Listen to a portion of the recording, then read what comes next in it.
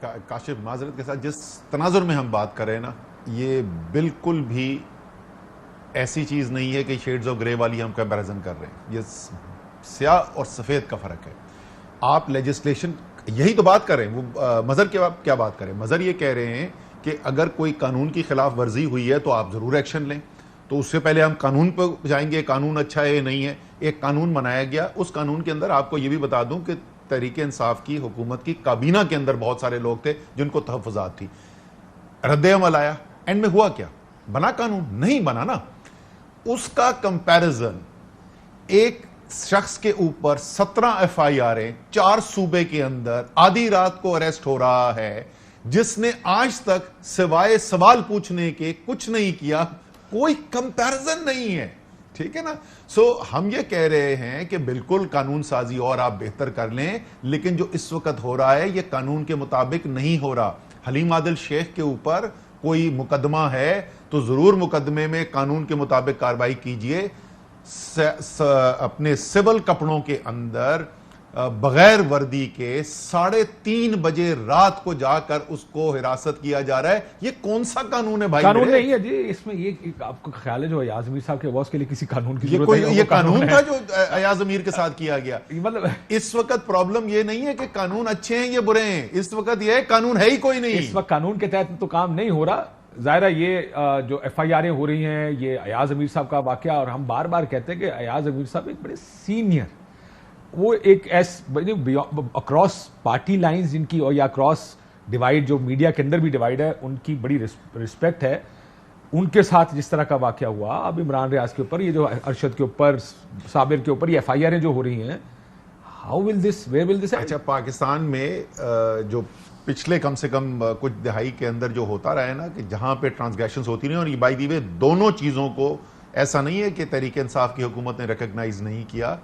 آپ کی freedom of journalist, protection of journalist bill بھی تحریک انصاف لے کے آئی، مسنگ پرسنز کا قانون بھی تحریک انصاف لے کے آئی. آپ بندے کو اٹھا کے لے بھائی، جس نے کوئی بڑے دہشت گرد بھی ہے تو کسی قانون کے تحت پکڑے نا. یہ مسنگ پرسن کا کیا کانسیپٹ ہے؟ دونوں قانون ہم لے کر آئے. ہوتا یہ تھا کہ یہ ان لوگوں کے اوپر اپلائی کیا جاتا تھا بائی اینڈ لارج جو ریاست کے ایک اوور آل نیریٹو سے، پاکستان کی جو نظریہ پاکستان کہہ لیں آپ، جو مرضی اس کا نام لینے کی کوشش کریں، لیکن ایک جو مین سٹریم بیانیہ تھا ریاست کا، اس سے وہ ہٹ کے اس کو چیلنج کرنے والے لوگ ہوتے تھے. یہ ایک عجیب و غریب صورتحال ہے کہ اس وقت جو سب سے زیادہ تگڑے پروپوننٹس ہیں اس بیانیے کے، موعید پیرزادہ، ارشد شریف، عمران ریاض، ان سے زیادہ کون سٹرونگ پروپوننٹ ہے اس بیانیے کا؟ یہ تو 5th جنریشن وارفیئر لڑنے والے لوگ ہیں پاکستان کے لیے، جن کا رخ نظر مختلف ہے. ان کے ساتھ بھی ایسا نہیں ہونا چاہیے. لیکن یہ تو ایک عجیب و غریب صورتحال پیدا ہوئی ہے. اور پھر میں بول رہا ہوں کہ کیا صرف یہ اب سر ایک بریفلی اس سے پہلے کہ آگے جائیں، عمران ریاض خان کو بھی عدالت میں پیش کیا گیا راولپنڈی میں. انہوں نے کہا جی میں FIR کا جج ہوں، آپ میرے پاس لے ہیں. اس سے پہلے اٹک گئے، انہوں نے کہا میرے پاس کدھر لے آئے ہیں. ذرا آپ دیکھیں ہو کیا رہا ہے.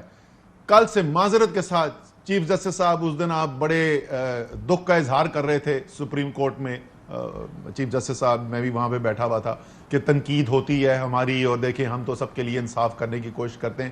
معذرت کے ساتھ آپ کا انصاف کا نظام اس وقت مفلوج نظر آ رہا ہے. یہ جو ریاستی حکومتی ماورائے قانون، ماورائے آئین حرکتیں ہو رہی ہیں. پہلے اس کو اٹھا کے لے گئے اٹک، اس کے بعد اٹک کے اندر 2 گھنٹے کیس سننے کے بعد انہوں نے کہا کہ اچھا یہ تو پیکا لاء کے تحت ہے، یہ تو میں سن ہی نہیں سکتا. یار یہ آپ یہ نہیں ڈٹرمن کر سک رہے، 24 گھنٹے تقریباً ہو گئے ہیں، ابھی تک یہ نہیں ڈٹرمن ہو سکا کہ اس کا کیس سننے کا کس کے پاس استحقاق حاصل ہے. یہ مذاق ہو رہا ہے. اینڈ اس وقت میرے خیال میں جو سب سے بڑا امتحان ہے نا، سب سے بڑا امتحان ہے، کسی عدالت میں لے کر نہیں جا رہے، ہر عدالت میں گھما رہے ہیں صرف اس لیے تاکہ ہی کین بی کیپٹ. چھٹیاں آ جائیں گی اس کے بعد. ابھی تو مجھے جو اس کا ڈر لگ رہا ہے کہ جو اس کے ساتھ کریں گے، آپ کو پتا نا اس کو 4 صوبوں کے اندر اس کے خلاف FIR کاٹی نہیں ہے. ہر پولیس آ کے لے جائے گی. جس طریقے سے حلیم عادل شیخ کے ساتھ کیا ہے، اس بیچارے کو ساتھ کل وہ نہ کرنا شروع کر دیں. لیکن میں پھر وہی سوال پوچھوں گا، کس کی آواز بند کریں گے؟ یہاں تو 8 سال کے بچے سوال کر رہے ہیں. کوئکلی آخر میں مظہر صاحب، جس عدالت میں جا رہے ہو کہہ رہے ہیں یہ میرا تو کیس ہی نہیں ہے، میری جورسڈکشن نہیں ہے، یہ ہو کیا رہا؟ وہی دیکھیے، میں بیسک بات کیا کر رہا ہوں کاشف، یہ ریاست کے اندر ریاست کا مسئلہ ہے. یہ ایف آئی آر حکومت کے کہنے پہ درج ہوئی ہیں یا کسی اور کے کہنے پہ درج ہوئی ہیں؟ لڑائی کہیں اور ہو رہی ہے، لڑ میں اور آپ رہے ہیں. اور جس طرح آپ نے بات کی کہ میڈیا کے ڈویژن جو ہے یہ کیا ہے، لڑائی کہیں اور ہے، مقاصد کچھ اور ہیں.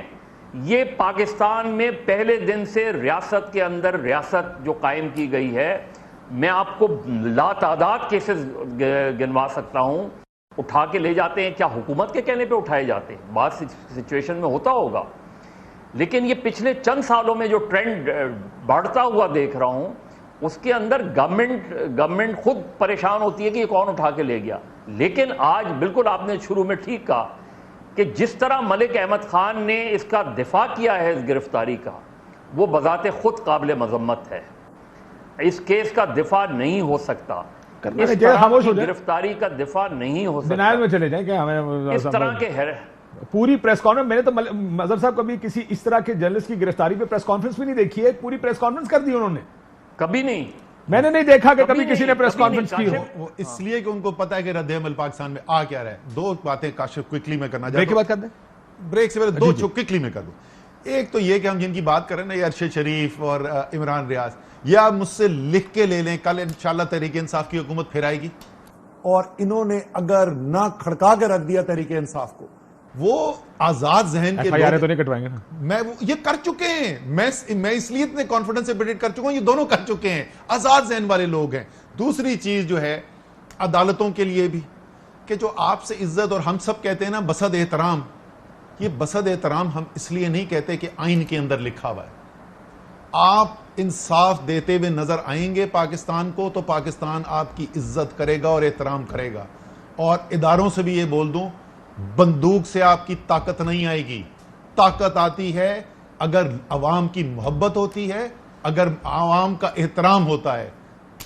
جو فیصلے کر رہے ہیں یہ سوچ کے فیصلے کریں.